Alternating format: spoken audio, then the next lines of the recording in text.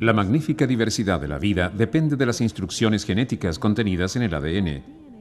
Pero aunque el ADN contenga los planos de la naturaleza, otro conjunto de moléculas debe ejecutarlos. Con frecuencia se dice que el ADN es el patrón de la vida, y usando esa misma metáfora, a mí me gusta pensar que quizás las proteínas son los ladrillos y el mortero de una casa. De hecho, la mayor parte de las cosas que se hacen en la casa, que conocemos como la célula, se realizan por las proteínas.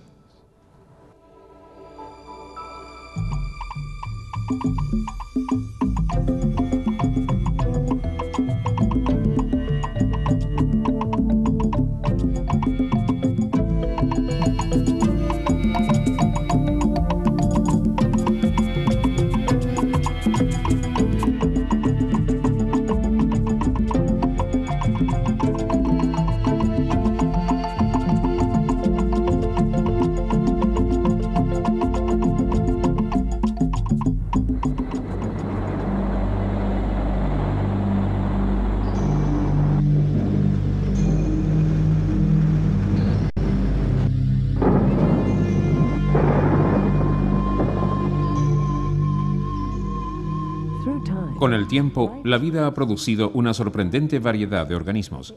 Sin embargo, todos tienen algo en común. Cada célula viviente contiene el patrón de ADN que define sus distintas formas y funciones. El ADN contiene los diseños de la naturaleza, pero dependemos de las proteínas para que estos diseños cobren vida.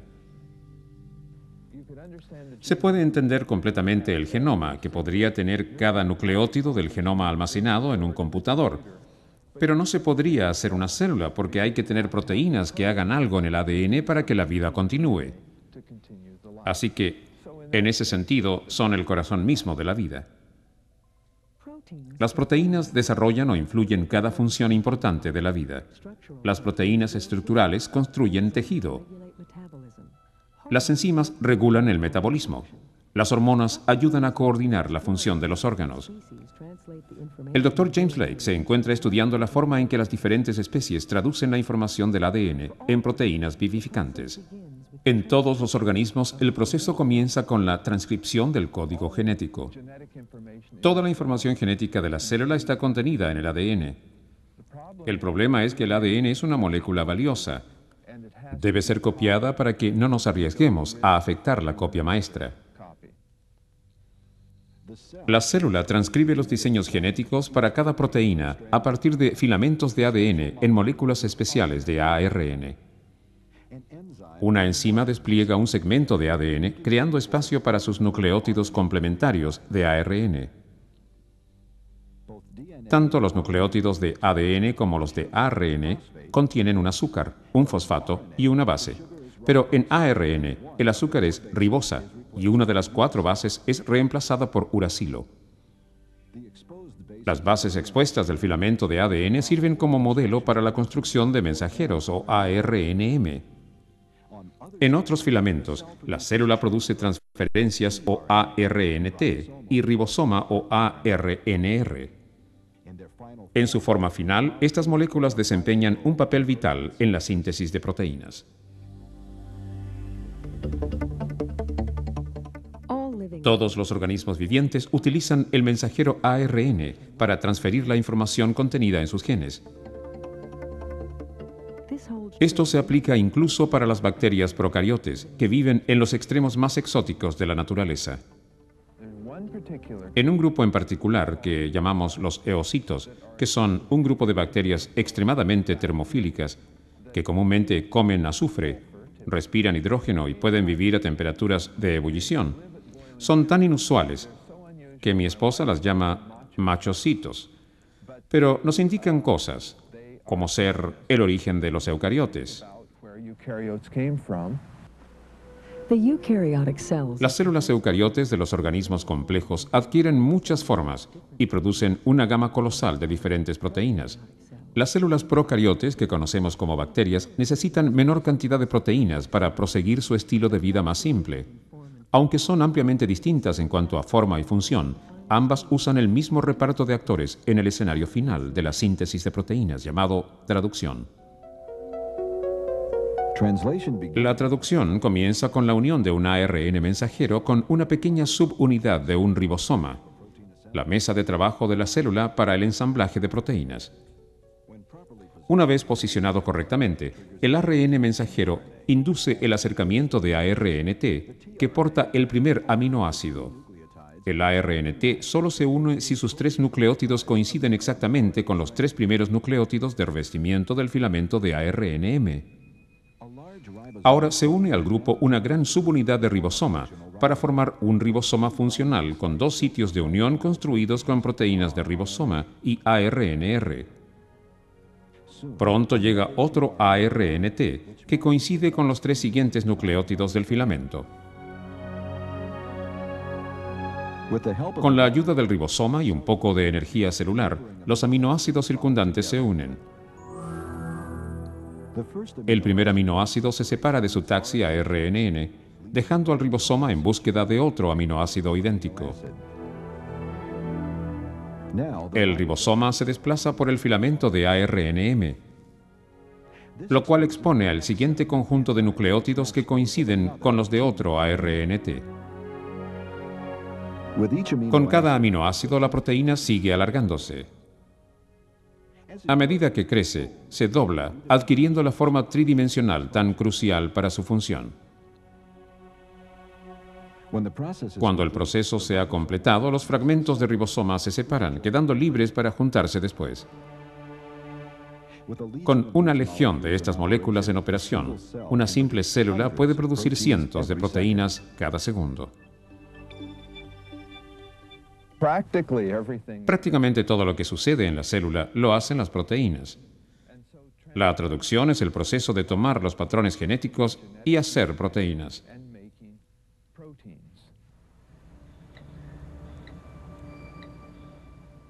Ahora podemos leer el patrón de la vida contenido en el ADN. Mediante técnicas estandarizadas para aislar secuencias específicas de ADN, los científicos pueden traducir los códigos genéticos en modelos computacionales de las proteínas resultantes. Con este procedimiento, el Dr. Lake y su equipo han revelado que las células de los seres humanos y las de las bacterias pueden guardar más semejanza de lo que habíamos imaginado. En la investigación de nuestro laboratorio estamos estudiando varias moléculas. Una molécula llamada factor de alargamiento TU en las bacterias y factor de alargamiento alfa 1 en las eucariotes. Distintos nombres, pero la misma molécula. De hecho, cuando se mira la estructura tridimensional de esta molécula de las bacterias, casi se puede sobreponer esta molécula con la de la estructura eucariote. Así que están cumpliendo las mismas funciones y tienen las mismas estructuras.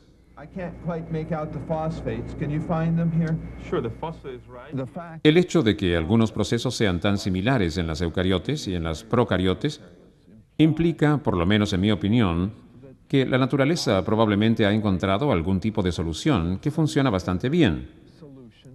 Puede que no sea la mejor forma de hacer las cosas, pero funciona bien. Y una vez que se encuentra una buena forma de hacer algo, la vida simplemente prosigue esa senda.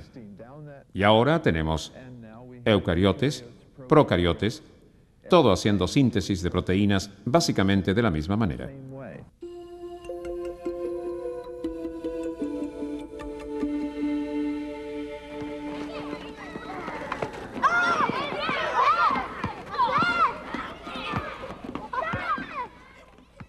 Las proteínas desempeñan un papel crítico en el juego de la vida, ya sea en los músculos o en la sangre, sean enzimas o anticuerpos. Estas moléculas ejecutan el intrincado plan de juego de nuestro ADN. El cuerpo humano produce muchos miles de estas proteínas vivificantes a cada minuto, formando una vasta red bioquímica tan crucial que incluso un pequeño error puede producir resultados peligrosos.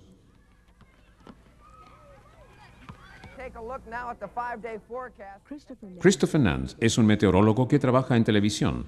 Tiene una agenda muy ocupada con pronósticos a distancia y apariciones personales. Su energía oculta el hecho de que también padece un trastorno genético mortal, el cual ha amenazado su vida desde una edad muy temprana. Escuché por casualidad cuando un médico le decía a mi mamá que debido a mi enfermedad probablemente no llegaría a la adolescencia. Después de eso, la verdad es que no hablé del tema con mi mamá durante un tiempo. simplemente me metí en esta especie de depresión, en el sentido de que, bueno, como no voy a llegar a la adolescencia, entonces podemos descartar matrimonio, podemos descartar una carrera, hijos, qué sé yo, podríamos descartar muchas cosas. ¿Para qué estudiar o para qué ir al colegio?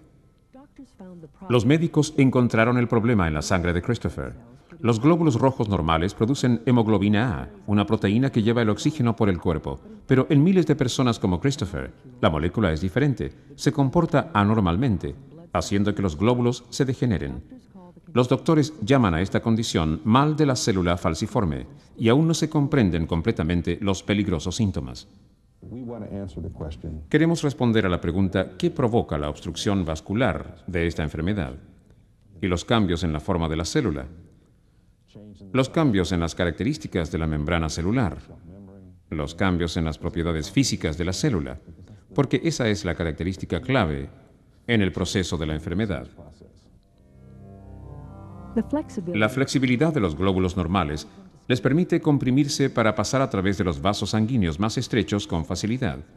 Pero los glóbulos falciformes son más rígidos, se rompen con facilidad y provocan obstrucciones, lo que es peligroso y doloroso. Imagínense que el cuerpo es como un alfilerero, pero en lugar de empujar el alfiler hacia el alfilelero desde afuera, los alfileres están dentro, tratando de empujar hacia afuera.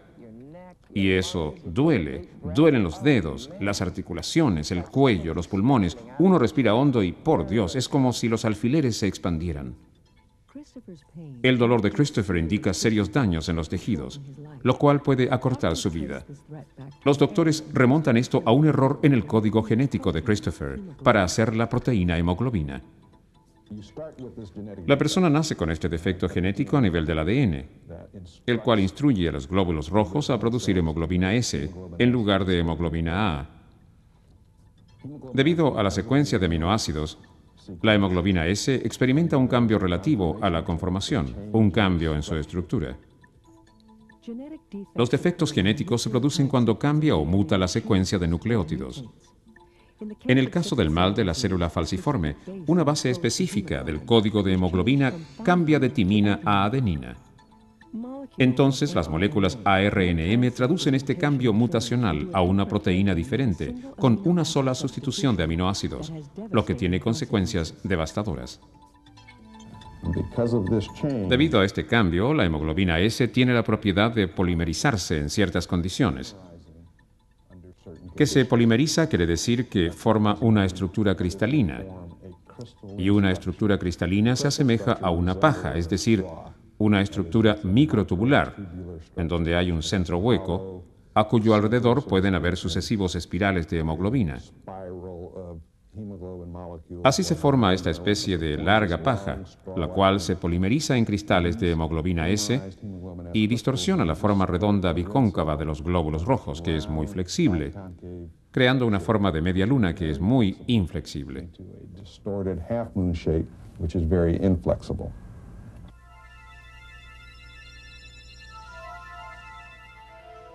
Las investigaciones también indican que las células falciformes pueden estimular a otras células del cuerpo para que expresen una proteína pegajosa, lo cual agrava la condición. Esta enfermedad puede producir glóbulos sanguíneos rígidos y pegajosos, una combinación mortal. Tenemos esta población de células relativamente rígidas, pasando por el torrente sanguíneo, pasando por estos pequeñísimos vasos sanguíneos. Y si una quedase temporalmente atrapada en el proceso, las más rígidas no podrían pasar por una apertura que de repente se hace más angosta. Y como lo estábamos viendo, es lo que pasa cuando un auto queda parado en una calle, por ejemplo, por un desperfecto, en la segunda pista, y la gente trata de adelantarlo y cada vez se hace más y más difícil hacerlo. Y finalmente todo se hace más lento, hasta detenerse.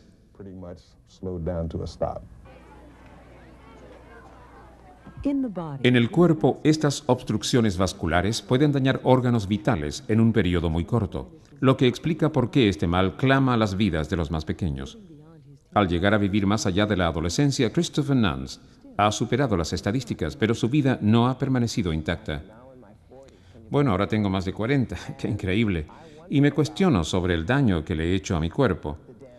Sé que con los cientos de crisis que he sufrido le he causado un daño irreversible a mis pulmones, a mi corazón, a mi hígado. Ya no tengo vaso. Desapareció, como me lo describió un médico, que había sucedido durante una crisis que tuve. Lo único que puedo hacer es esperar que no dañe los órganos vitales que yo necesito. Pienso que la dedicación que tengo por los niños de escuela se relaciona en gran medida con el hecho de que el mal de las células falciformes es precisamente un exterminador de niños. Cuando uno se da cuenta de que hay niños que jamás van a desarrollar todo su potencial, que nunca van a saber lo que quieren ser cuando grandes, porque nunca van a ser adultos, uno siente que hay una gran injusticia en este mundo, y cada vez que uno ve injusticia, la primera reacción que tiene es, voy a corregirla. Christopher se ha dedicado a ayudar a los doctores a encontrar la cura para el mal de las células falciformes. Los medios para alterar el código genético que provoca la enfermedad siguen simplemente fuera de alcance. Nos gustaría instruir a los genes que ya tiene la persona para que no produzcan hemoglobina S, sino que alguna de las otras hemoglobinas, o poder darle a la persona algo que reemplace a la hemoglobina S. No es una tarea imposible, pero va a tener que pasar mucho tiempo antes de que sea factible.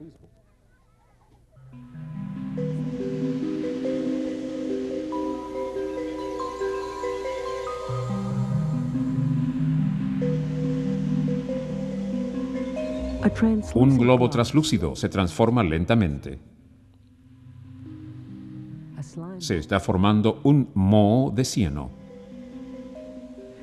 Este curioso organismo revela la forma en que las células controlan su producción de proteínas, lo cual podría dar un poco de luz al misterio de las enfermedades humanas como el cáncer. Desde los mohos hasta los mapaches, todos los organismos vivientes usan el mismo proceso para traducir la información genética de sus células. Sin embargo, distintas células producen distintas proteínas y responden a una variedad de mecanismos de control. Las complejas células eucariotes, que se encuentran tanto en los mohos de cieno como en los seres humanos, requieren una red de sistemas de control de interacción. Por otra parte, las procariotes emplean un mecanismo mucho más simple llamado operón, un grupo de genes relacionados y controlados por un interruptor de encendido y apagado. Una célula procariote responde a un sistema ambiental mucho más simple. Esencialmente necesita crecer y responder al alimento que haya en el ambiente. Los operones permiten que las células procariotes respondan a estos cambios relativamente simples del ambiente. En la mayoría de los casos, las células eucariotes son mucho más complejas, aunque tienen caminos relativamente simples que usan para el metabolismo. La mayor parte del complejo programa de desarrollo que hay en una célula eucariote es para permitir que se diferencie como un tipo de célula contra otra.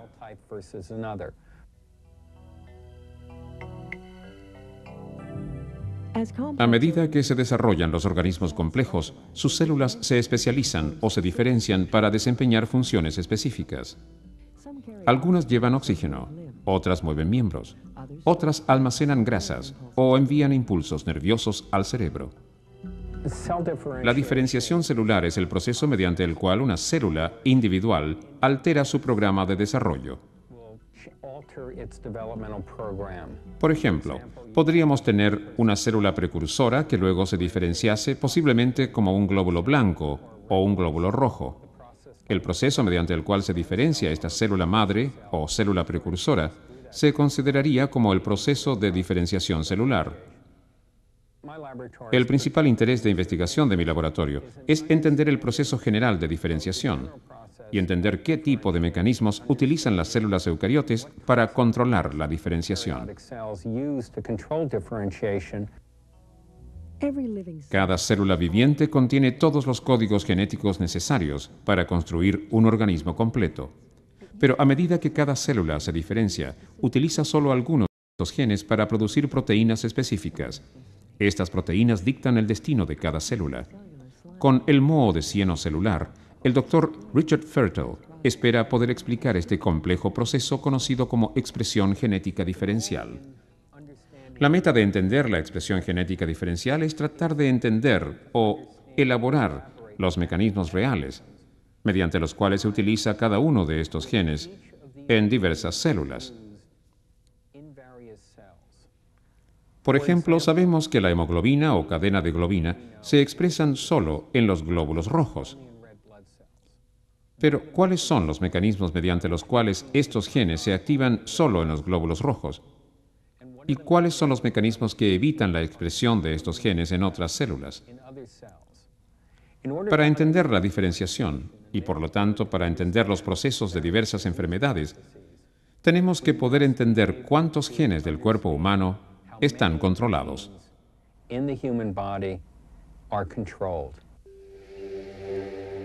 Entremos en el distiostelium, el moho celular del cieno. Este organismo puede contener las claves de la relación entre la diferenciación celular y la expresión de proteínas. Los científicos han identificado algunas señales bioquímicas internas que son análogas a las hormonas, desde hace mucho reconocidas como inductoras de la diferenciación en los animales, pero su labor también ha develado la influencia de factores externos en el extraordinario ciclo de vida de estos organismos. Se sabe que en el distiostelium las señales ambientales, como la luz, pueden inducir la etapa final de diferenciación del organismo. De modo que en su estado natural el distiostelium habita en bosques deciduos y se alimenta de las bacterias de las hojas en descomposición. Después de agregarse y formar un organismo multicelular, forma una fase que se denomina baba migrante. Básicamente tiene el aspecto de un pequeño tubo de tabaco, el cual es capaz de migrar por el suelo del bosque.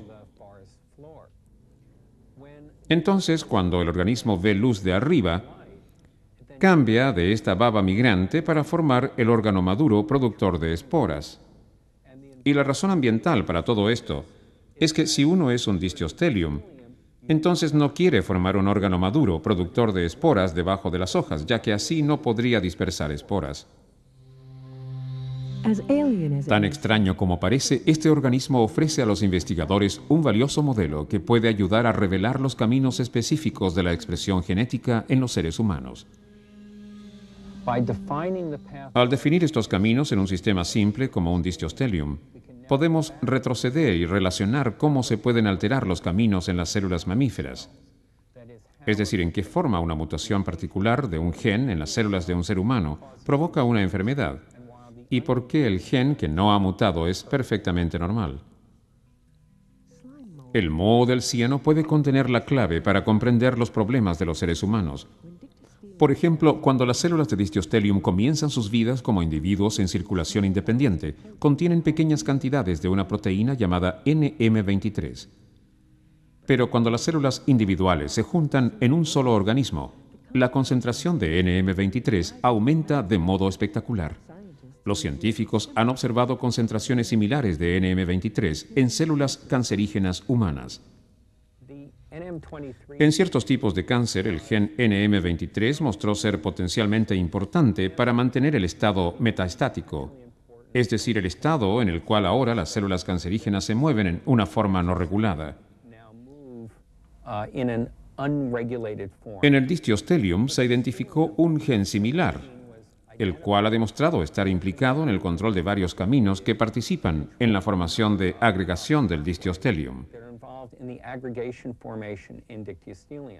La formación de agregación es la etapa en la cual una gran cantidad de células individuales de distiostelium, hasta 100.000, forman un solo organismo multicelular, que posteriormente experimenta diferenciación. El distiostelium puede estar forjando el camino para una comprensión importante acerca del letal comportamiento de las células cancerígenas. Más importante, este simple organismo aclara el crucial papel de las proteínas en el mundo viviente. La realidad es que los caminos son complejos. La diferenciación es compleja. Y si queremos entenderla, no basta con entender solamente cada camino individual, sino que debemos entender la forma en que se juntan estos caminos individuales para formar un solo organismo.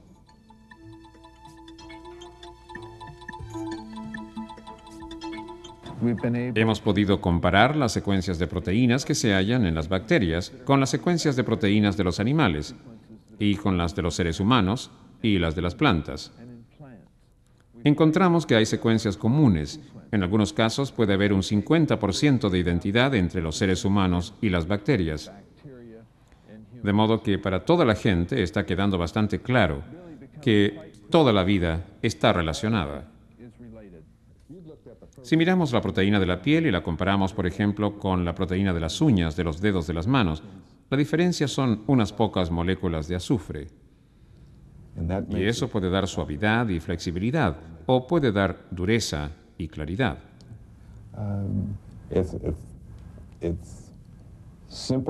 En cierto modo es simple y sobrio, y por otra parte es increíblemente complejo.